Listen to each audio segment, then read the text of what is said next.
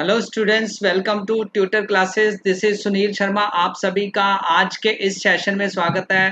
Students, जैसे कि हम सबको पता है कि अब ऑलमोस्ट 1 मंथ का टाइम ही रह गया है हमारे सीबीएसई क्लास 10th के जो बोर्ड के एग्ज़ाम है। तो 30 डेज जो रह गए हैं, 31 डेज। तो उन 30 डेज में हम कैसे बेटर वे से प्रेपरेशन करें सो दैट हमारे जो मार्क्स है 90% अबव आ सकें। इसी बात को ध्यान में रखते हुए आज से हम शुरू करने जा रहे हैं सीबीएसई 2021 एग्ज़ाम को मेन फोकस रखते हुए मोस्ट इम्पोर्टेंट और मोस्ट एक्सपेक्टेड क्वेश्चंस की सीरीज।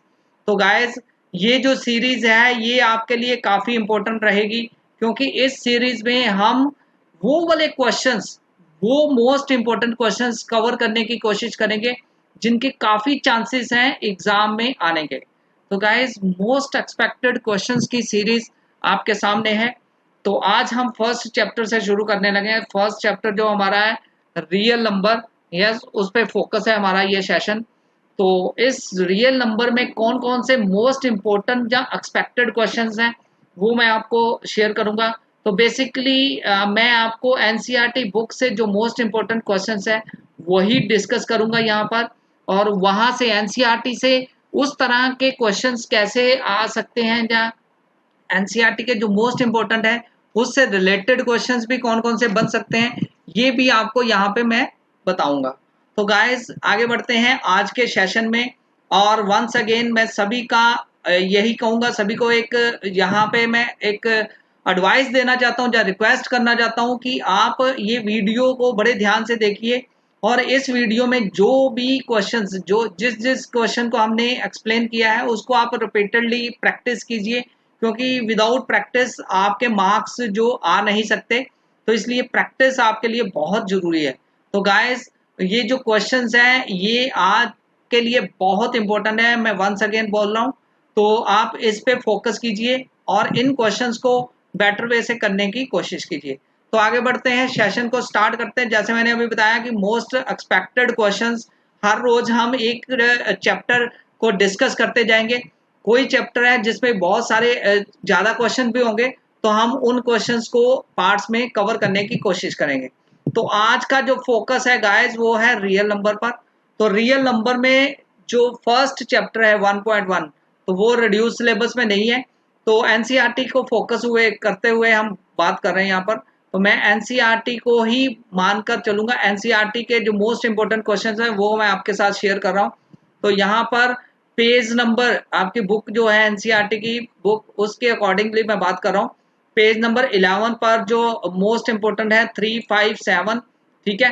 पेज नंबर 14 पर है मोस्ट इंपॉर्टेंट क्वेश्चन है जो पेज नंबर 14 पर वो बनता है फर्स्ट एंड सेकंड। इसके अलावा भी बहुत सारे मोस्ट इंपॉर्टेंट है, मैं स्टेप बाय स्टेप आपके साथ शेयर कर रहा हूँ यहाँ पर।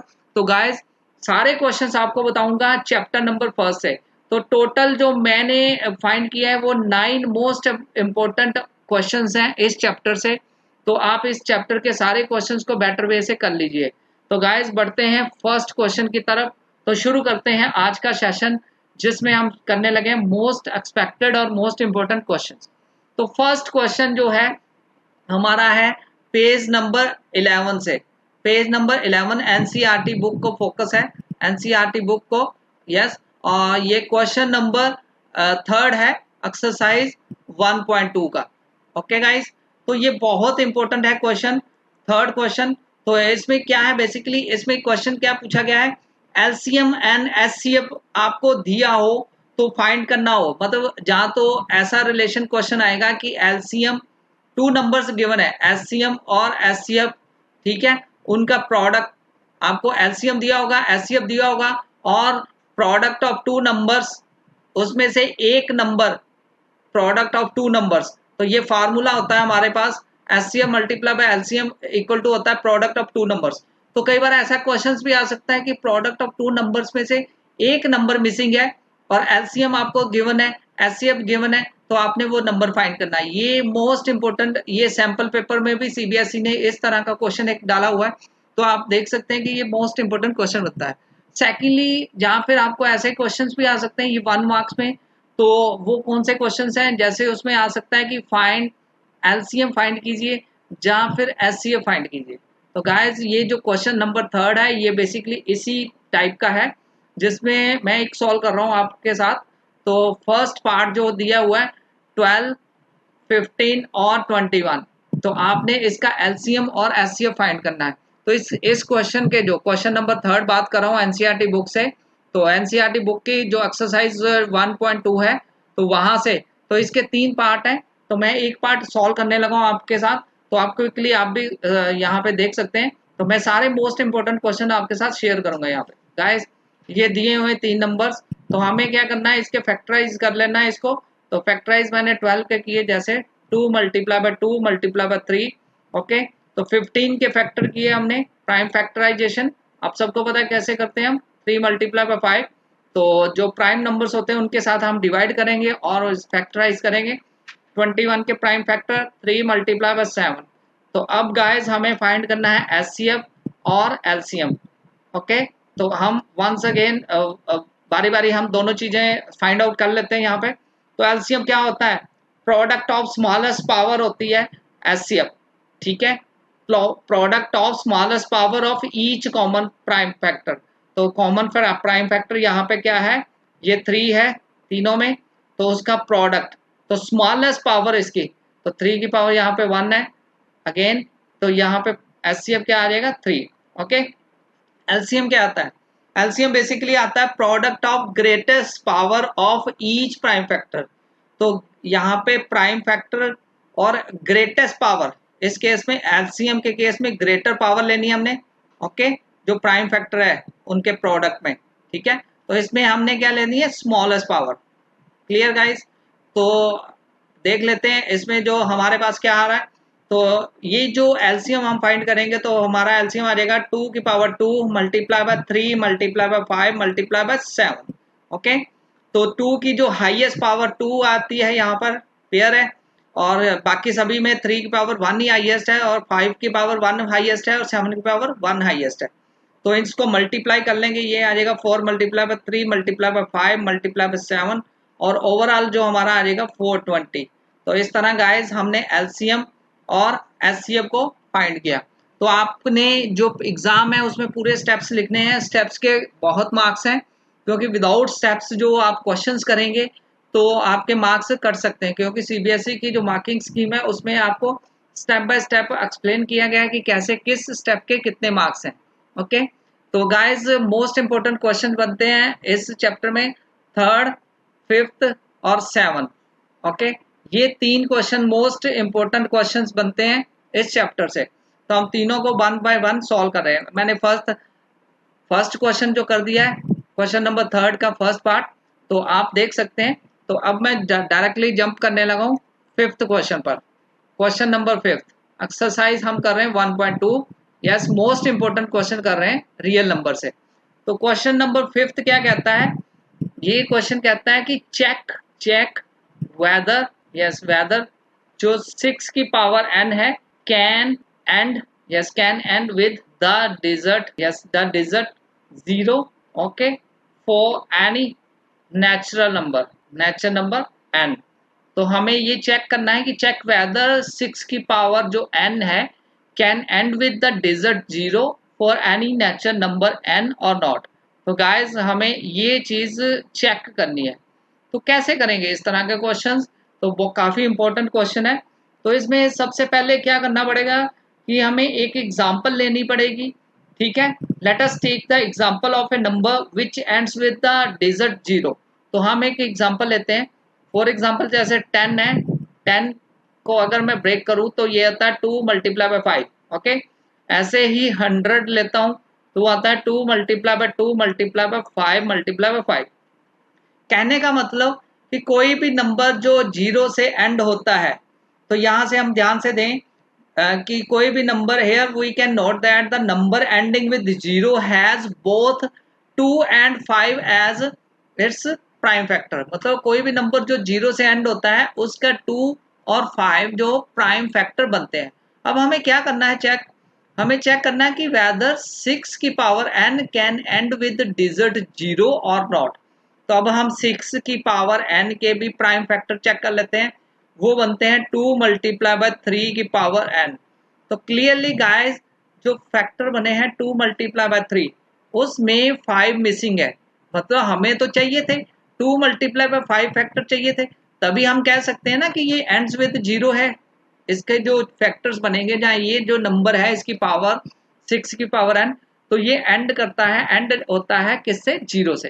तो लेकिन हमारे पास जो फैक्टर्स आए 2 मल्टीप्लाई बाय 3, सो हम ये कह सकते हैं कि ये जो नंबर है it does not, yes it does not and with 0, okay, does not and with 0। तो ये हमारा रिजल्ट यहाँ पे डिस्कशन में का है। क्या कैसे हमने पता फाइंड किया, क्योंकि इट जो प्राइम फैक्टर्स हैं इसके 6 की पावर n के वो 2 मल्टीप्लाई बाय 5 नहीं है, उसमें 2 और 5 उसमें फैक्टर नहीं है, क्योंकि इसमें 2 तो है लेकिन 5 नहीं है उसमें।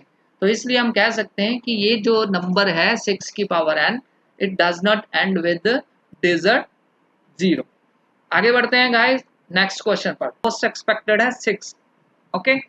तो इसमें हमने करना क्या है, एक्सप्लेन करना है हमें, एक्सप्लेन, मैं लिख देता हूं यहाँ पे क्वेश्चन, एक्सप्लेन वाई, ठीक है, explain why 7 multiply by 11 multiply by 13, okay, 7 multiply by 11 multiply 13 plus 13, ठीक है, and 7 multiply by 6 multiply by 5 multiply by 4 multiply by 3 multiply by 2 multiply by 1 plus 5, okay.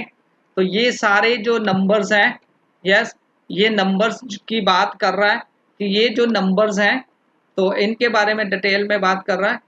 तो यस ये जो नंबर्स दिए हुए हैं आर कंपोजिट नंबर और not, तो हमें चेक करना है कि ये कंपोजिट नंबर्स हैं और नॉट। तो कंपोजिट नंबर हमने चेक करना है कि ये कंपोजिट हैं कि नहीं, ओके। तो ये क्वेश्चन इस तरह का भी आ सकता है कि कंपोजिट नंबर है कि नहीं। अब बात आती है कि कंपोजिट नंबर्स कैसे हम फाइंड करेंगे। तो गाइस इसमें हम देखेंगे सबसे पहले कि कंपोजिट नंबर क्या होता है। तो कंपोजिट नंबर्स कौन से होते हैं, बेसिकली जो number, a composite number is a natural number और पॉजिटिव इंटीजर कह सकते हैं which has more than 2 factors, मतलब जिसके 2 से ज्यादा फैक्टर्स हों।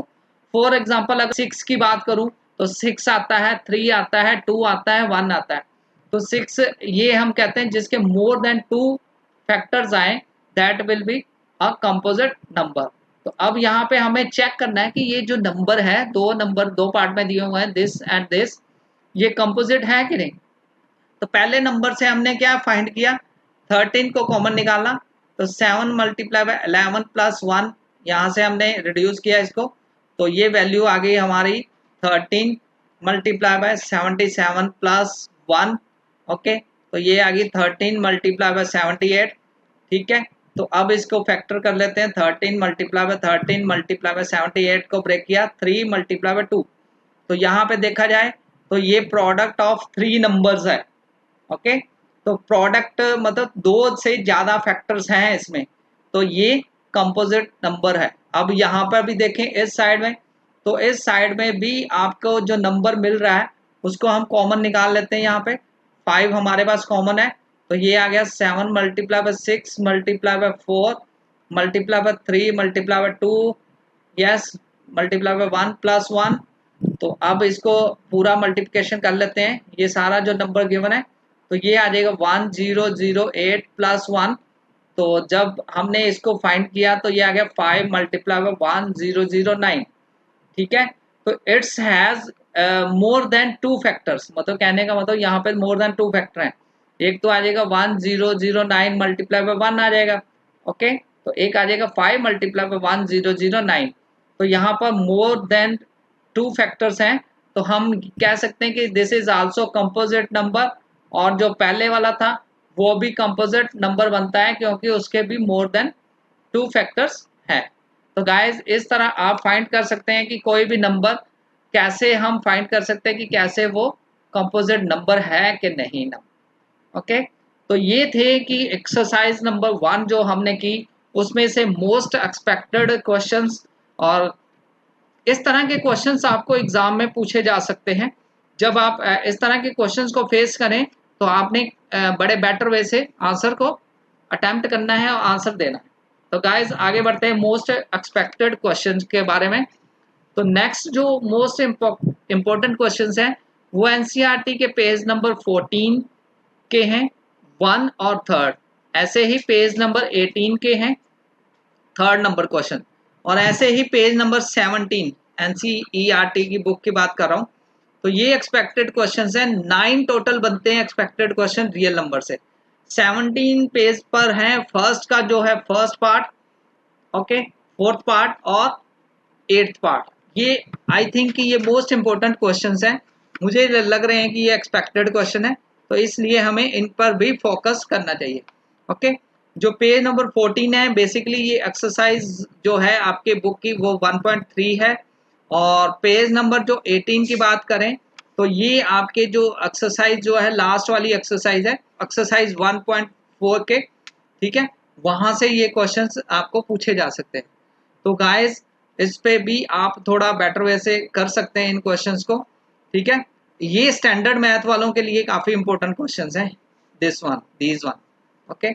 17 नंबर जो ये 1.4 एक्सरसाइज है 17 नंबर पेज पर, तो ये उसके फर्स्ट क्वेश्चन के जो सब पार्ट्स हैं वो सारे क्वेश्चंस यहाँ पर इंपॉर्टेंट क्वेश्चंस बनते हैं। तो गाइस इन क्वेश्चंस को भी आप बेटर वे से कर सकते हैं। तो देखते हैं यहाँ पे मैं आपको सॉल्व कर रहा हूँ यहाँ पर। तो सबसे पहले मैं करने लगा हूँ क्वेश्चन नंबर 17, ओके। 17 पेज पर क्वेश्चन नंबर फर्स्ट का जो फर्स्ट पार्ट, 4th पार्ट और 6th पार्ट। तो ये जो क्वेश्चंस हैं ये आपके लिए काफ़ी हेल्पफुल होंगे फाइनल एग्जाम में।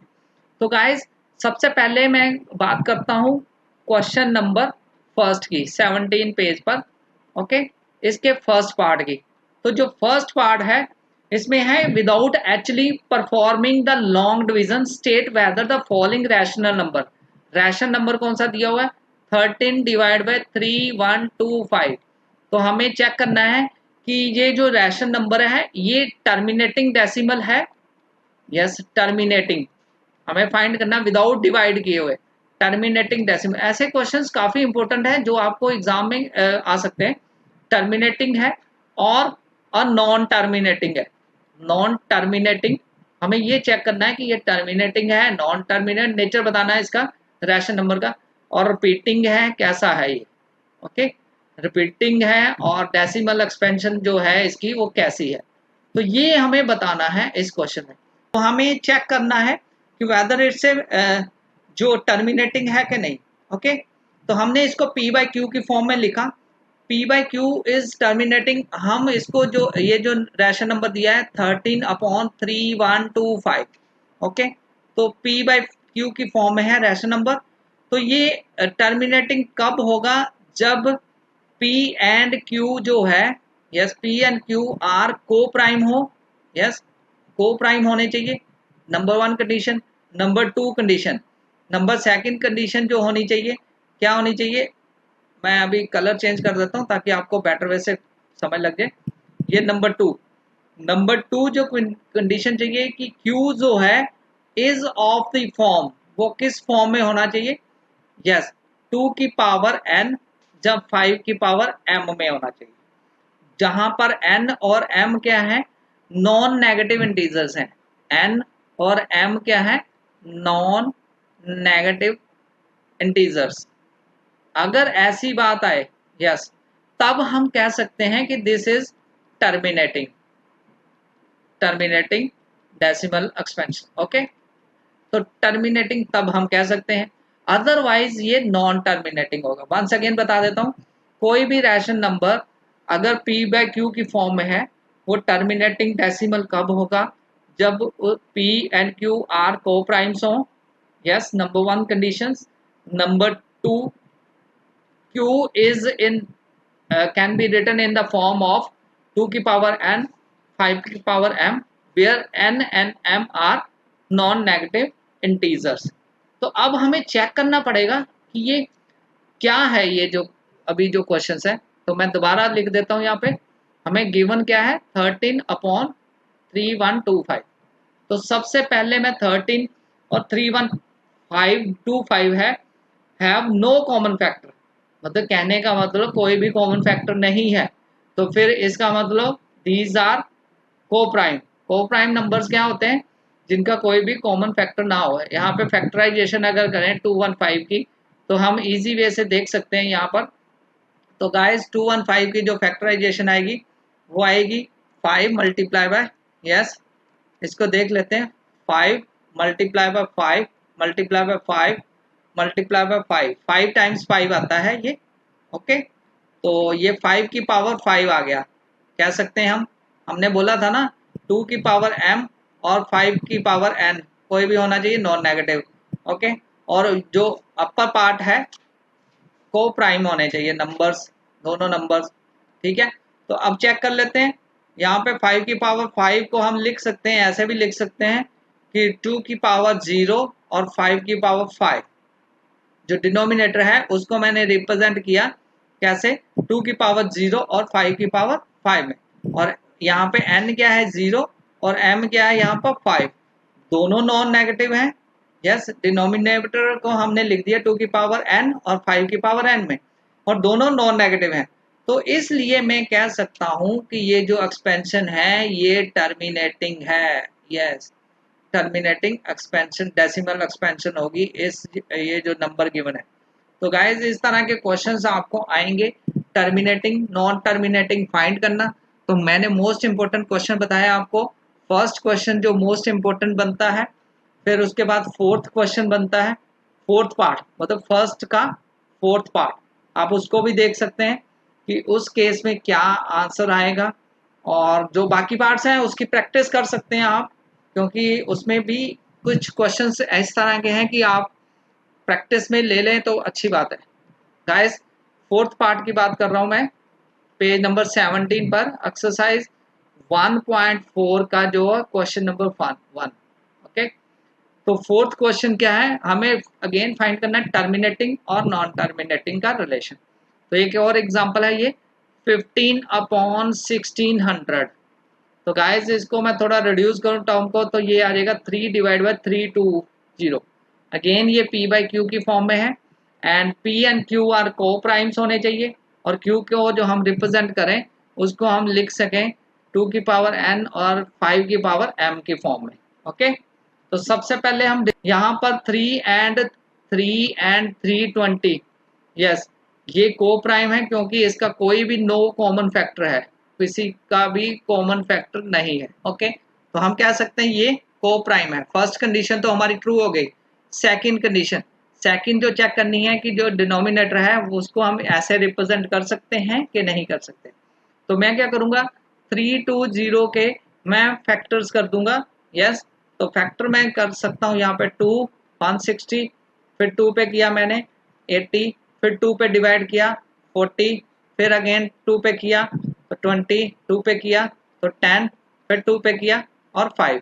तो मैं कह सकता हूँ कि ये फैक्टर बनते हैं 2 multiply by 2 multiply by 2 multiply by 2 multiply by 2, yes 5 times 2 multiply by 5। ठीक है, 6 टाइम 2 मल्टीप्लाई बाय, तो यहाँ पर 2 multiply by 2 multiply by 2 multiply by 5 times 2 का जो आता है 32 आता है, और एक 2 मल्टीप्लाई बाय 5 हमने 10 रिप्रेजेंट किया, 32 मल्टीप्लाई बाय 10 मतलब 320। क्लियर, तो ये जो फैक्टर बने 2 की पावर 6 इंटू 5 की पावर 1, तो यहाँ पर हम देख सकते हैं कि हमने इसको रिप्रेजेंट कर सकते हैं 2 की पावर n और इंटू 5 की पावर m में, जो डिनोमिनेटर है वेयर क्या होना चाहिए था, n एंड m जो होता है वो नॉन नेगेटिव होना चाहिए, नॉन नेगेटिव इंटीजर्स होने चाहिए। ओके, नेगेटिव इंटीजर्स नहीं होने चाहिए। ठीक है, तो नेगेटिव इंटीजर्स नहीं है, क्लियरली आप देख सकते हो यहाँ पे 2 की पावर 6 और 5 की पावर 1, तो हम एक्सप्रेस कर सकते हैं डिनोमिनेटर को नॉन नेगेटिव इंटीजर्स की फॉर्म में। So again this is terminating, yes it is terminating decimal. तो इस तरह के क्वेश्चंस अब भी आप फेस करें तो आपने ऐसे ही सॉल्व करना है। तो गाइज ये था most important question real number का, मैंने अभी आपके साथ शेयर किया। अब बात करता हूँ पेज नंबर 14 पर। पेज नंबर जो 14 है आपकी बुक का, उसमें भी काफ़ी इंपॉर्टेंट क्वेश्चंस हैं। आगे बढ़ते हैं पेज नंबर 14 पर।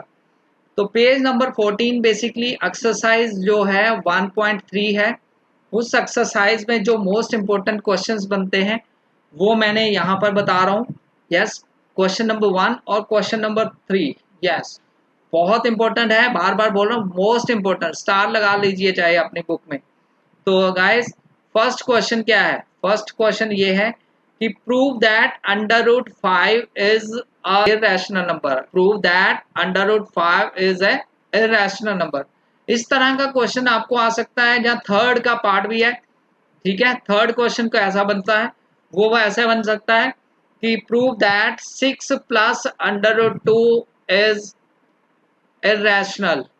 हमें ये प्रूव करना है। इस तरह के दो क्वेश्चन ये हैं, मोस्ट इंपॉर्टेंट है। आप कर लीजिए, एक सिंगल स्क्वायर रूट वाला और एक स्क्वायर रूट प्लस कोई नंबर वाला। तो ये दो क्वेश्चंस बनते हैं मोस्ट एक्सपेक्टेड इस चैप्टर से 1.3 से। तो आज का सेशन हम यहीं पर क्लोज करते हैं। Thanks a lot for watching this video. Next session में जो हम करेंगे most important questions, chapter number, जो मोस्ट इम्पोर्टेंट क्वेश्चंस लेके आऊँगा, expected question chapter number 2 NCERT book के बेस पर। और ये आपका मैथमेटिक्स सीबीएसई क्लास 10th की जो फाइनल बोर्ड की एग्ज़ाम की प्रेपरेशन है उसमें काफ़ी हेल्प करेगा। तो okay guys, thanks a lot for watching this video. फिर मिलेंगे नेक्स्ट वीडियो में।